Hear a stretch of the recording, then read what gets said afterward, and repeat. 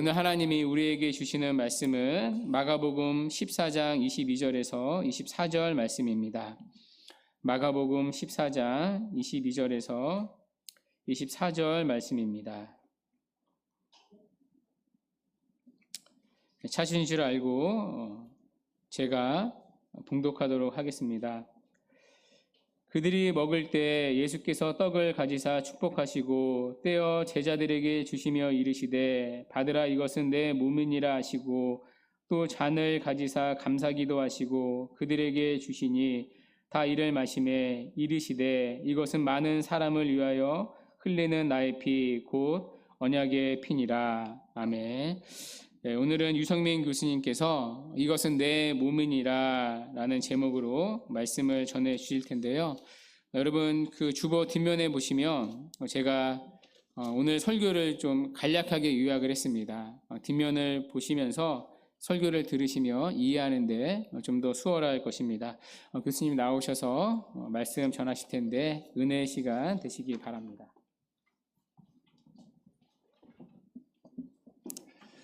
안녕하세요. 네, 한 3년 만에 다시 온 것 같습니다. 좋은 시작 교회에서 다시 설교할 기회를 얻게 해주셔서 너무 감사드립니다. 종교개혁을 기념하는 시간으로 저는 여러분과 기독론과 관련된 성경 말씀과 또 역사적, 신학적 이야기를 하려고 합니다. 기독론이란 예수님은 어떤 분이고 예수님은 어떤 일을 하셨는가에 대한 내용을 다루는 신학 부분입니다. 특히 성만찬과 관련하여 성경의 교훈과 루터의 사례를 말씀드리려고 합니다. 오늘 본문입니다. 오늘 본문은 예수님께서 성찬을 제정하신 내용을 다루는 본문입니다. 유월절은 이스라엘 백성들이 이집트에서 나오게 되는 사건을 기념하는 절기입니다. 그들이 이집트에서 노예 생활을 하던 중 하나님은 모세를 통해 그들을 다시 이집트에서 나와 약속의 땅 가나안으로 이끌어내기로 하셨습니다. 10가지 재앙을 이집트에 내리셨는데요. 마지막 재앙이 무엇입니까? 각 집의 큰 아들을 죽이는 재앙이었습니다. 하나님 앞에서 죄인이 치러야 하는 마땅한 형벌에 대한 직접적인 예시라고 할 수 있습니다. 하나님은 모세를 통해 명령하시기를 이스라엘 백성들은 어린 양을 잡아 집 문틀에 피를 바르라고 하셨습니다. 그러면 죽음의 심판을 시행하는 천사가 그 집을 넘어, 그러니까 담을 넘어, 한자로 하면 유월이죠. 그렇게 하시겠다라고 얘기합니다. 그래서 유월절입니다. 마치 어린 양의 피가 큰 아들의 죽음을 대신한 것처럼 어린 양이 큰 아들을 대신하여 죽은 것처럼 여기겠다라는 말씀이었습니다. 예수님은 유월절에 어린 양이 되시기로 하셨습니다. 이제 유월절 만찬을 하던 때를 생각해 보십시오. 이제 다음 날 새벽이면 예수님은 잡히실 것이고 십자가에 못 박혀 죽으실 것입니다.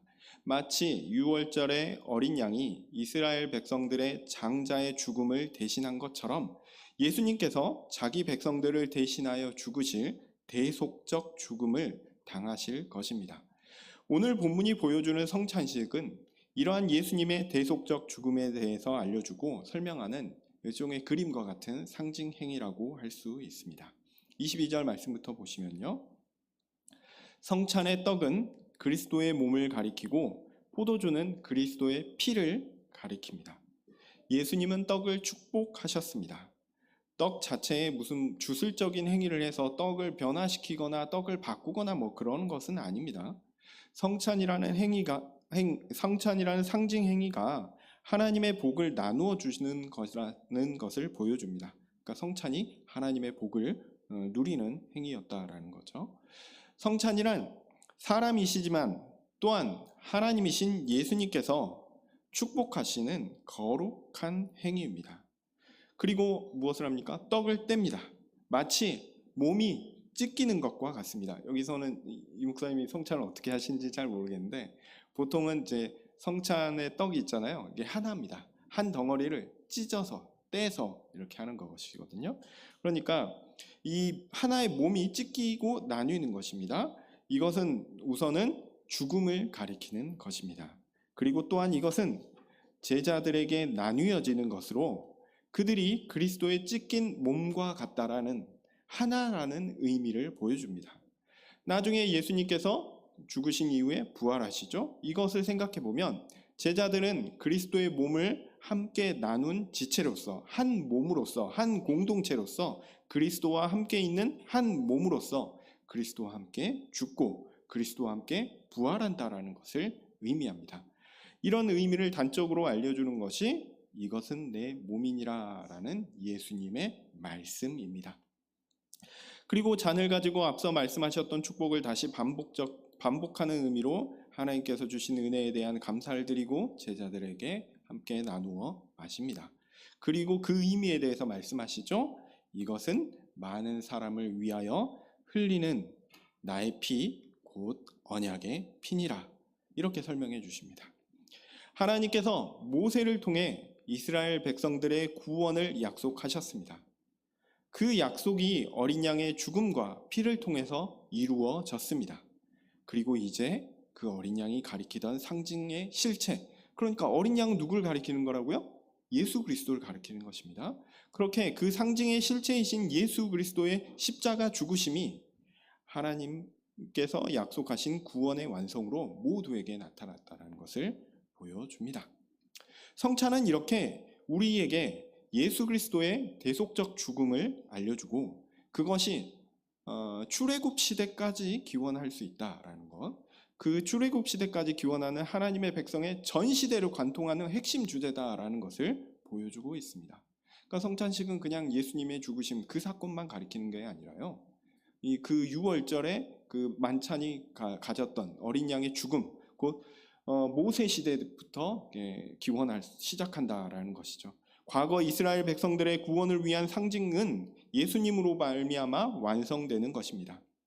그리고요, 이것은 어디까지 효력이 끼치냐면 예수님께서 선택하신, 구원하시기로 선택하신 모든 사람을 구원하시는 날 예수님은 어떻게 하십니까? 재림하십니다. 그 재림하시는 그때까지 재림하실 그때까지 완성된 구원을 누릴 그날까지 우리가 누릴 것, 완전하게 누릴 그 완전하게 누릴 은혜를 성찬은 의미하는 것입니다. 그러니까 모세로부터 시작해서 예수님의 재림 때까지 있을 그 은혜에 대해서 알려주는 것이죠. 성찬의 진정한 효과는 재림으로 말미암아 완성하게 될 것입니다. 그렇게 재림으로 말미암아 완성되게 될 하나님 나라의 영광을 우리는 미리 누리며 경험하는 것입니다. 그것이 성찬의 본질적인 의미입니다. 로마 카톨릭 같은 경우는 화채설을 주장합니다. 이 화채설은 몸이 된다라는 그런 의미인데요. 이 주장은 성찬의 빵과 포도주가 사제의 축성, 그러니까 신부가 이것은 내 몸이다, 혹은 이렇게, 그리고 이제 종교개혁 시대 때는 이걸 라틴어로 했거든요. 호c est corpus meum, 이런 식으로 얘기를 했는데, 이런 사제의 축성으로 말미암아 그 빵과 포도주의 본질이 진짜 그리스도의 살과 피로 변화한다라는 주장을 했습니다. 이게 화채설의 본질입니다. 그래서 그리스도의 살이 다시 뜯기고 그리스도의 피가 다시 나누어지고 이것은 그리스도께서 실제로 다시 죽는다라는 그런 행위이고, 그래서 그리스도의 죽음으로 말미암아 죄 용서의 은혜가 성찬에서 매번 반복적으로 발생한다라는 것입니다. 그러나 그들이 생각하는 것처럼 다시 한번 그리스도께서 죽으시고 죄사함의 은혜가 반복적으로 발생하는 것 아닙니다. 우리 주 예수님은 몇 번 죽으셨죠? 한 번 죽으셨습니다. 유월절 어린 양이 가리키듯 성찬은 그리스도의 십자가 죽음을 가리키는 상징일 뿐이지 매번 예수 그리스도께서 죽으시는 것을 반복한다라는 것은 아닙니다. 그러나 성찬은 그저 예수님의 대속적 죽음을 기억하는 것에만 머무르는 메마른 기념 행사 또한 아닙니다. 성찬이 가리키는 것은 앞서 말씀드렸듯이 우리가 그리스도와 한 몸이 되어 그의 죽으심과 부활에 동참하고 그리고 영원한 하늘나라에서 누릴 것을 우리가 미리 당겨서 경험하는 것이라고 말씀드렸죠. 그러므로 성찬에서 가장 중요한 것은 우리가 누릴 영원한 천국의 삶을 미리 경험하는 그 은혜에 있습니다. 그렇기 때문에 성찬은 단순한 상징 행위는 아닙니다. 실제로 은혜가 그 현장 가운데 있는 실체입니다. 우리가 영생 가운데 누릴 영원한 복을 성찬의 현장에서 맛보고 누린다라는 것이죠. 매우 풍성한 은혜가 성찬에 있습니다. 그 은혜를 기대하고 여러분은 성찬에 임하셔야 합니다. 물론 그렇다고 성찬이 완전히 독립되어 영속적으로 존재하는 그런 행위는 아닙니다.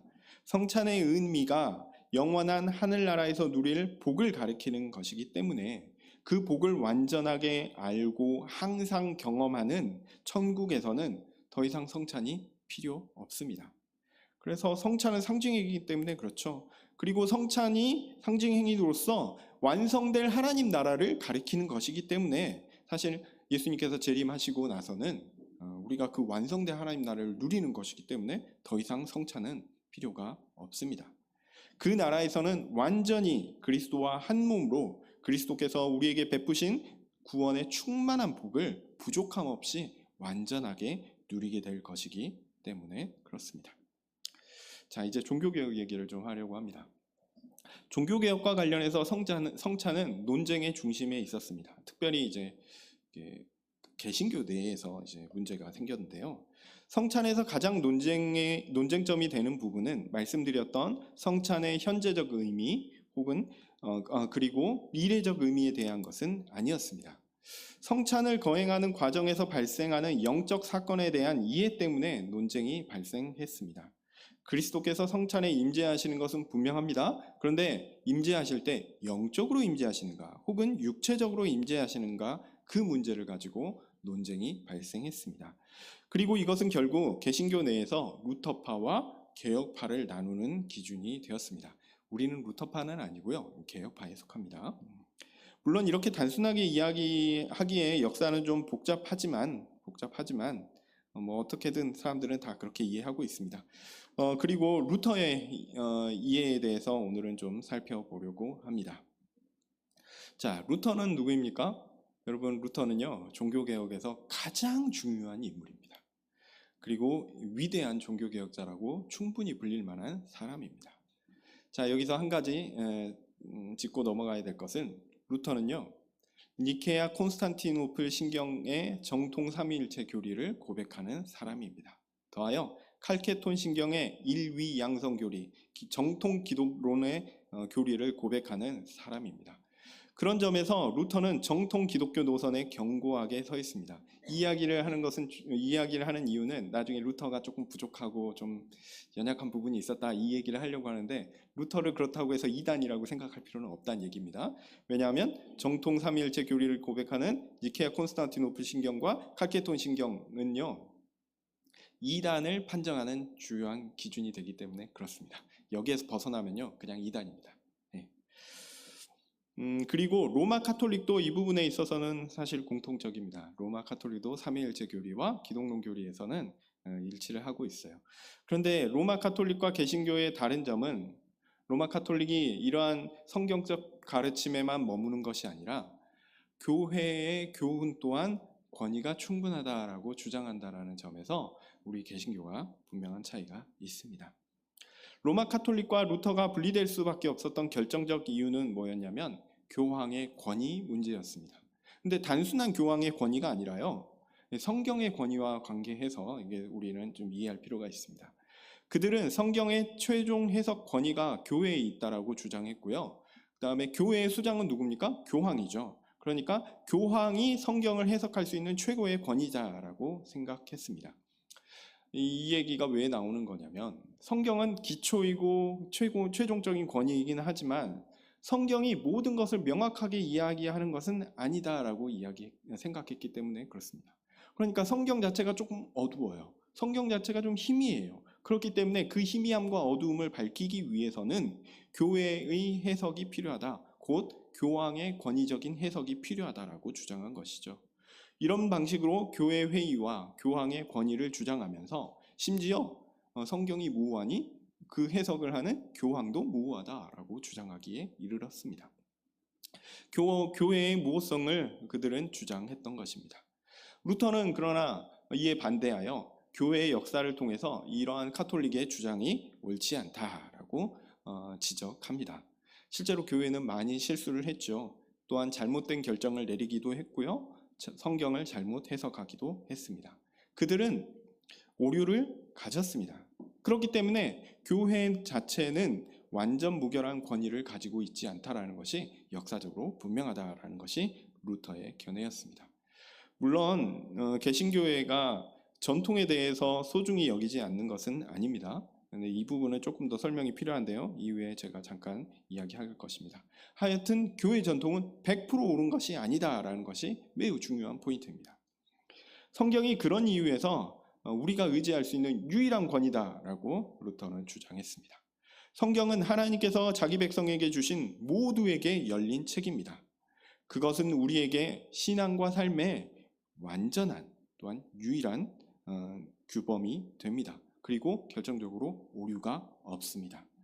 물론 성경은 주어진 시대와 맥락이 있기 때문에 해석 없이 문자만 따로 딱 떼어가지고 분리해서 읽는 것은 옳지 않습니다. 그래서 성경 연구를 위한 전문가가 필요합니다. 목사가 이 일을 위해서 수고합니다. 그러니까 여러분들은 이렇게 목사가 무슨 일을 위해서 수고하느냐? 교인들을 돌보는 것? 네, 중요하죠. 그러나 첫 번째는 뭐라고요? 성경을 해석하는 것입니다. 여러분이 목사를 위해서 최대한 배려를 해주신다면 성경 연구, 설교 준비를 할 수 있는데 배려를 해주시는 게 맞습니다. 이게 최우선 과제입니다. 그러나 목사의 말이라고 해서 다 옳은 것은 아닙니다. 네, 말씀드렸듯이 목사도 실수를 많이 합니다. 다만 목사가 성경의 교훈을 따라 잘 해석하고 그렇다면 그때 그에게 권위가 있는 것이죠. 여러분 이를 위해서 필요한 것이 뭐냐면요. 성령의 도우심, 즉 성령의 조명하심입니다.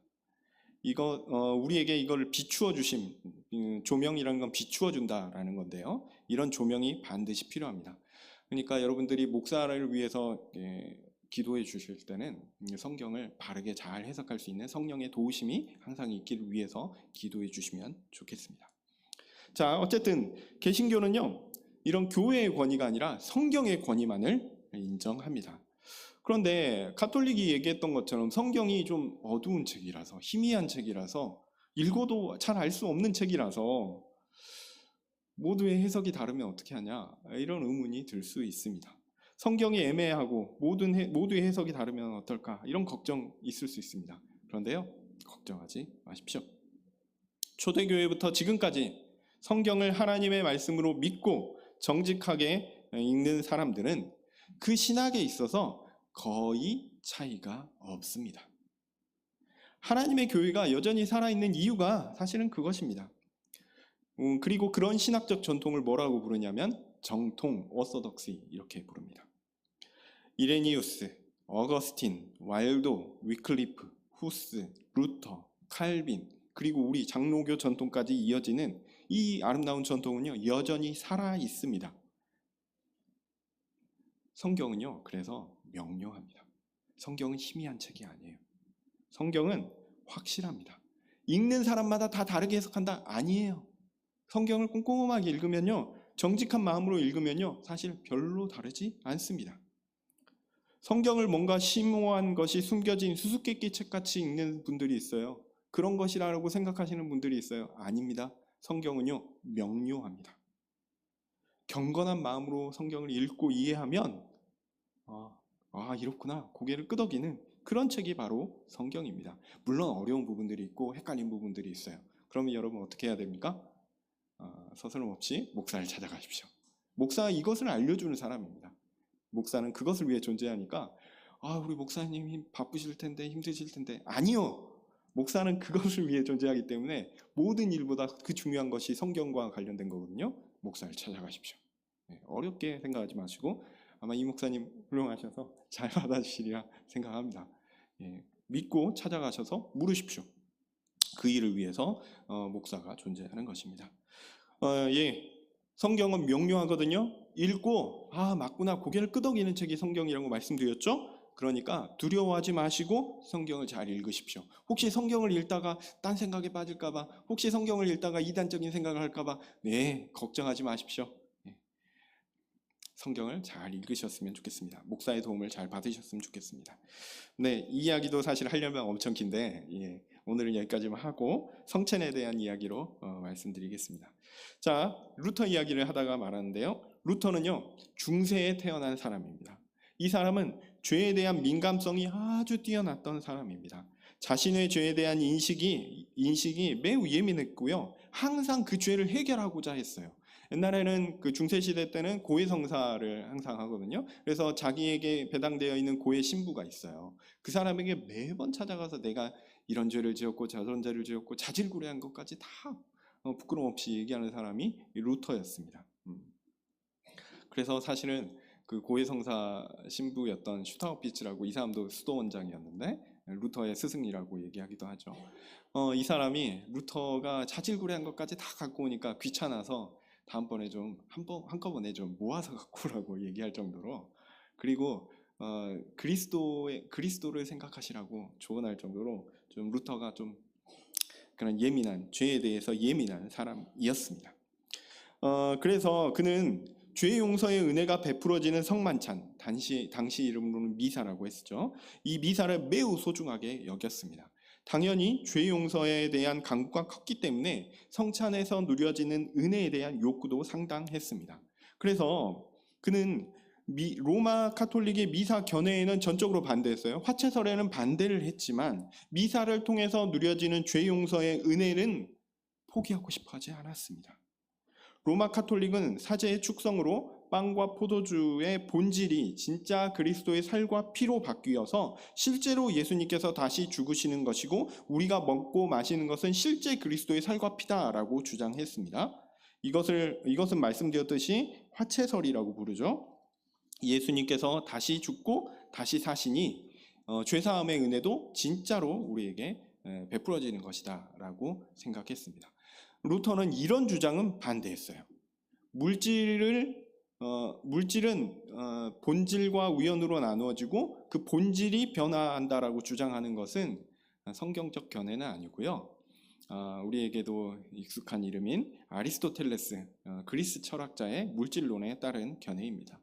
그러니까 그런 생각 자체가 성경에서 나온 것이 아니라 그리스 철학에서 나온 것이기 때문에 그것을 도용해서 설명하고 있는 중세의 스콜라적인 사변이기 때문에 루터는 그런 화채설을 반대했습니다. 그러나 한편으로 죄사함의 은혜에 대해서는 포기하지 못했습니다. 그래서 성찬에서 그리스도께서 다시 죽으시는 것은 아니지만 성찬을 참여하는 사람에게 죄 용서의 은혜가 나누어진다라는 것은 분명하다라고 루터는 주장했습니다. 저는 개인적으로 성찬에서 분명히 은혜가 베풀어지긴 하는데 그 은혜가 죄 용서의 은혜는 아니라고 생각합니다.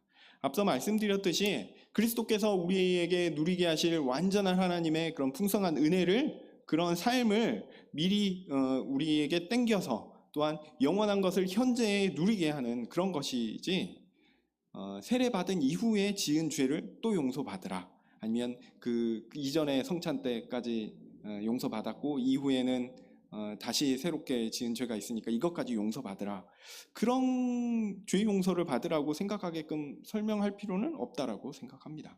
왜냐하면 우리의 죄는 예수 그리스도의 죽으심으로 과거의 죄, 현재의 죄, 미래의 죄까지 싹 다 사해졌어요.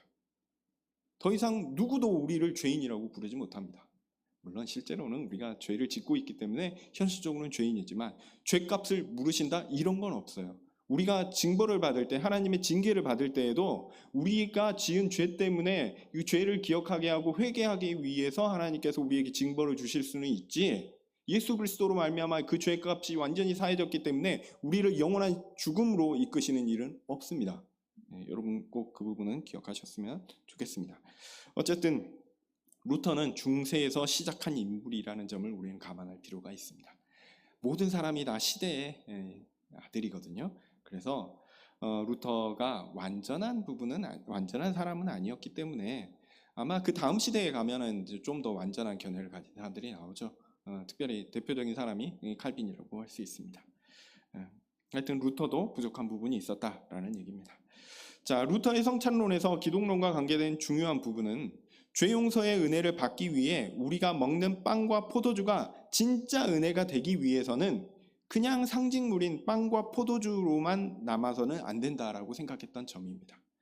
루터는 이것은 그리스도의 몸이다라고 예수님이 말씀하셨죠. 예수님이 그 빵 보고 이건 내 몸이야라고 말씀하셨죠. 그러니까 그리고 그것을 먹으라고 했죠. 그렇기 때문에 그 먹으라고 했으니 진짜 이 먹는다면 진짜 그리스도의 살과 피를 먹는 것이어야 된다라고 생각했습니다.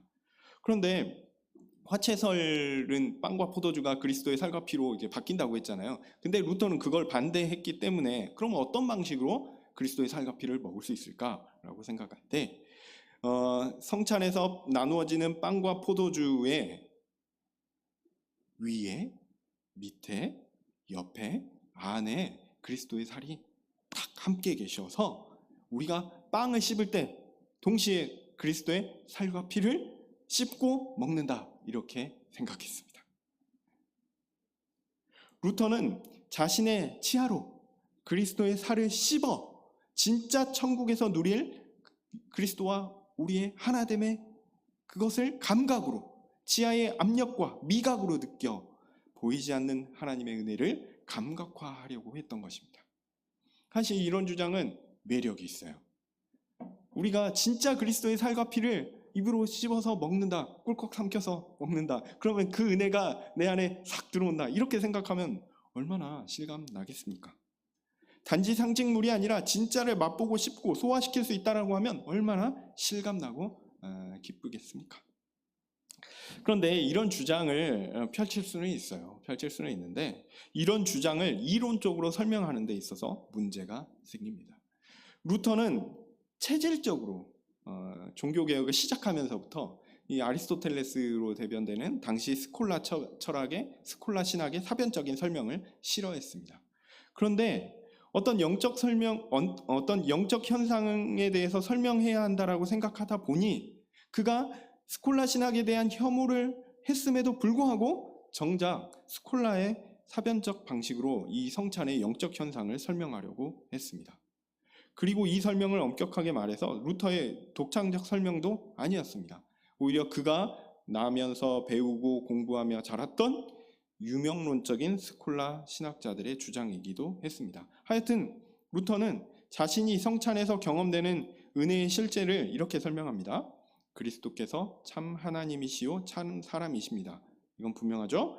그분이 성찬에서 성도들에게 나누어지실 때에는 보이지 않는 방식으로, 왜냐하면 그리스도의 살과 피 그냥 빵과 포도주 그대로 있지 않습니까? 그러니까 보이지 않는 방식으로 임재하시지만 그 빵의 위, 아래, 옆, 안에 육체적으로 임재하시는 것이 분명하고 성도들은 그렇게 육체적으로 임재한 그리스도를 섭취하는 것이 맞다라는 것입니다. 자, 여기에서 사람으로서 그리스도, 그러니까 예수님은 사람이죠. 사람은 어떻습니까? 공간과 시간에 있어서 제한적입니다. 그런데 우리는 어떻죠? 존시아 교회는 여기 있지만 제가 출석하는 교회는 저기 있습니다. 같은 날 성찬을 드리면 마포에 있습니다. 그러면 두 교회에서 만약에 성찬을 한다고 하면 그리스도께서 인성으로 살이니까 사람으로서 임재하셔야 될 텐데 그럼 어떻게 마포에 있는 교회와 잠실에 있는 교회로 나눠서 임재하실 수 있어요? 사람의 몸은 시간과 공간에 있어서 제한적인데 이거 불가능한 거 아니냐? 이런 비판을 받게 되는 거죠. 여기에 대해서 루터가 설명을 하는데요. 그가 혐오하던 스콜라적인 방식으로, 사변적 방식으로 설명을 합니다. 그리스도의 인성이 신성화되어서 마치 신성이 모든 곳에 존재하시는 것처럼, 편재하시는 것처럼 인성도 편재하게 되었다라고 주장한 것입니다. 그리스도의 한 인격 안에 존재하는 신성과 인성이 상호간에 너무 질적으로 차이가 있어요. 왜냐하면 신성은 무한하시잖아요. 근데 인성은 유한하잖아요. 그런 질적 차이 때문에 신성이 인성화될 수는 없다라고 이야기하지만 인성은 신성과 너무 차이가 나서 그리고 신성이 너무 고귀하기 때문에 인성이 좀 더 고귀해졌다라고 하면서 인성이 신성화되었다라고 주장한 것입니다. 그 효과를 성찬에서 누리는 겁니다. 그리스도의 몸도 편재해서 모든 곳에 존재할 수 있고 우리가 조금씩 먹지만 많은 사람들이 먹으면 엄청난 양이 되어야 되잖아요. 근데 뭐 사람 살이라는 게 뜯어 먹는다고 해봐야 그게 얼마 안 될 텐데 그거를 모든 사람이 나눠 먹어도 충분할 만큼 편재해서 무한해져서 우리가 성찬에서 그리스도의 진짜 살과 피를 씹어 먹을 수 있다라고 주장한 것이죠. 그리스도의 두 본성, 신성과 인성이 서로 간에 영향을 주었다라는 겁니다. 그래서 이것을 속성 교환 혹은 속성 교류 이런 식으로 불립니다. 그리스도의 한 인격에 두 본성이 서로 영향을 주어서 인성이라는 한 본성의 변화를 일으키게 되었다라는 것을 주장하게 된 셈입니다. 그런데 뭐 그렇게 보면 네, 그리스도의 살과 피를 먹는 것 좋죠, 이렇게 생각할 수 있지만 사실은 루터의 주장에는 큰 문제가 있습니다. 그의 설명은 그리스도의 인성에 변화가 생긴다라는 것을 주장하는 것이었기 때문입니다. 그리고 이러한 주장은요, 초대교회 때 이단으로 정제된 유티케스의 견해와 유사합니다. 유티케스는 그리스도의 유한한 인성이 무한한 신성에 마치 바다에 잉크물이 하나 퐁 떨어지는 것처럼 이렇게 떨어져서 그 인성이 신성과 같이 확 변해버렸다라고 주장하는 거거든요. 그런 것과 유사합니다. 그리스도의 유한한 인성이 무한한 신성과 함께 있어 인성이 신성화되어 하나의 본성이 된 것처럼 보인다라는 이야기입니다. 루터는 이를 스콜라적으로 설명했던 거예요. 그런데 자신도 생각하다 보니까 내가 싫어하는 스콜라적인 방식을 사용했네? 하고 아차한 것 같습니다. 그래서 1526년에 논쟁이 발생했을 때 이러한 설명을 딱 한 번 하고요. 그 다음부터는 안 합니다. 이런 설명을 안 하고요. 그러면 루터가 자꾸 성찬에서 육체적인 임재를 주장을 하니까 아니 그걸 좀 설명해 봐라. 어떻게 그러면 예수님께서 육체적으로 임재하는데, 물어보면 예전에 1526년에 딱 한 번 인성의 편재와 이런 식으로 얘기를 했죠. 그 이후부터는 이렇게 얘기하면 큰일 날 것 같으니까 모르겠는데? 라고 대답합니다. 어떤 방식으로는 했는지를 몰라. 근데 성경에는 뭐라고 나왔냐면 이것은 내 몸이라 라고 얘기했으니 이건 진짜 그리스도의 몸이야. 너희들이 먹는 것 진짜 그리스도의 살과 피야. 이렇게 주장합니다. 육체적 임재에 대해서 방식은 모르지만 그것은 분명하다라고 이야기합니다. 개혁파는 성찬에 대한 견해에서 좀 다양한 입장이 있지만 그리스도의 두 본성이 상호간에 영향을 주어서 인성의 변화를 주었다라는 견해는 단호하게 거부합니다. 특별히 칼빈과 칼빈을 따르는 사람들이 이를 거절한다라고 해서 엑스트라 칼비니스티쿰이라는 용어도 있습니다. 그리스도의 인성이 예수님께서 이 땅에 사실 때나 영원한 하늘나라에서나 여전히 변화가 없다라는 겁니다. 인성과 신성이 구분된다. 그리고 그 둘 사이에 변하고 없다라는 이야기죠. 그래서 그리스도의 인성과 신성이 온전히 온전히 보존된다라는 것이 개혁파의 견해입니다. 루터는 그런 부분에서 약간 혼동된 부분들이 있었다라는 겁니다. 루터는 합리적 방식으로 하나님의 은혜를 설명하려다 보니까 한계에 부딪혔습니다. 사실 이것은 우리의 모든 현실이기도 합니다. 성경이 가르치는 것을 좀 더 합리적으로, 좀 더 많은 사람들이 이해할 수 있도록 설명하고자 노력하는 것은 좋은 일이죠. 그러나 모든 것이 그렇게 합리적으로 또한 모든 사람이 이해할 수 있게끔 설명될 수 있는 것은 아니다라는 것도 우리가 기억해야 합니다. 루터도 여기에서 실수했습니다. 하나님이 하시는 일은 전반적으로 그랬습니다. 종교개혁 시대 성찬에 대한 논쟁은 어떤 의미에서 좀 사변적이고 좀 부차적인 것에 집중해서 유익이 그렇게 많지는 않습니다. 논쟁 자체는요. 성찬에서 중요한 것은 그리스도께서 임재하신다라는 겁니다. 그리고 임재하는 방식은 성령을 통하여 현장에 임재하신다라는 겁니다. 그리고 베풀어지는 은혜는 우리가 하나님 나라에서 누릴 영원한 삶을 미리 당겨서 누리는 실제적이라는 것이죠. 하나님의 은혜의 관점에서 우리는 그리스도에 대한 믿음이 견고해지고 하나님의 백성으로 살아갈 힘을 성찬을 통해서 얻게 됩니다. 내가 그리스도의 살과 피라는 대속적 죽음을 통해 얻어진 생명을 누리는 자라는 사실을 다시 한번 확신하기 때문입니다.